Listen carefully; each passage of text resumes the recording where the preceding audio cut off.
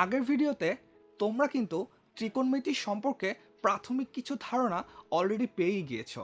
আর ত্রিকোণমিতিক অনুপাতসমূহ অর্থাৎ sign, cause, tan, কট, সেক, cosec এগুলো সম্পর্কে কিন্তু তোমরা ধারণা পেয়েই গিয়েছো, তাই না?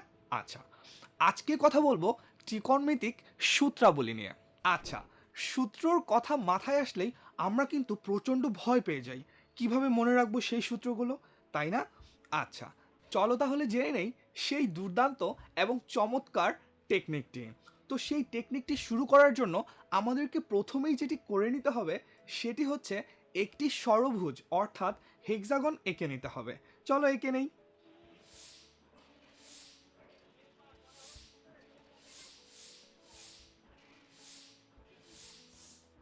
এই যে এটা হচ্ছে আমাদের হেক্সাগন। আচ্ছা, এই হেক্সাগনে দেখবে কি ছয়টি কোণা আছে। এই ছয়টি কোণায় ত্রিকোণমিতিক ছয়টি অনুপাত বসিয়ে নিতে হবে প্রথমে। আচ্ছা, ছয়টি অনুপাত কিভাবে বসবে, প্রথমে কোনটা বসবে পরে কোনটা বসবে সেটা নিয়ে ভাবছো তো? কোনো সমস্যা নেই। প্রথমে কোনটা বসবে এবং কোন অনুপাতের পরে কোন অনুপাত বসবে সেটি মনে রাখার জন্য একটি চমৎকার বুদ্ধি আছে।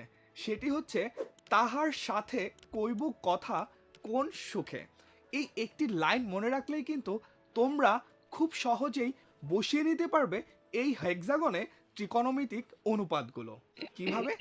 দেখো, তাহার মানে হচ্ছে ট্যান, সাথে মানে হচ্ছে সাইন, কইব মানে হচ্ছে কজ, কথা মানে হচ্ছে কট, কোণ মানে হচ্ছে কোসেক, আর সুখে মানে হচ্ছে সেক।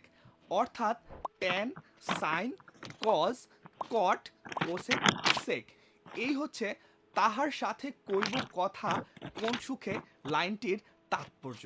তো এই লাইনটি মনে রাখলেই কিন্তু তোমরা এই ষড়ভুজের মধ্যে খুব সুন্দরভাবে ত্রিকোণমিতিক ছয়টি অনুপাত বসিয়ে নিতে পারবে। আচ্ছা, যদি এই ছয়টি অনুপাত বসিয়ে নিতে পারো তাহলেই কিন্তু সূত্র মনে রাখার সবচাইতে কঠিন কাজটি শেষ হয়ে গেল। কিভাবে? দেখো, আমরা জানি ট্যান থিটা সমান সমান sine theta by cos theta. আচ্ছা দেখো তো, এই হেক্সাগনের মধ্যে ট্যান থিটার পরে আছে সাইন থিটা, তারপর আছে কস থিটা, তাই না? আচ্ছা, হেক্সাগন থেকে যদি আমি ক্লকওয়াইজ ডিরেকশনে যাই তাহলে আমি পাবো tan theta is equal to sine theta by cos theta. ঠিক একইভাবে সাইন থিটা সমান সমান cos theta by cot theta, আর কস থিটা সমান সমান cot theta by cosec theta, আর কোসেক থিটা সমান সমান sec theta by tan theta. আচ্ছা, এবার যদি আমি ক্লকওয়াইজ ডিরেকশনে না যেয়ে অ্যান্টি ক্লকওয়াইজ ডিরেকশনে যাই তাহলে কিন্তু আরও তিনটি ত্রিকোণমিতিক অনুপাত পেয়ে যাব। সেই তিনটি তোমরা স্ক্রিনে দেখতে পাচ্ছ। আচ্ছা, তাহলে তোমরা বুঝতেই পারছো শুধুমাত্র এই ষড়ভুজটি যদি মনে রাখতে পারো তাহলে কিন্তু অনেকগুলো সূত্র একসাথে মনে রাখা হয়ে গেল।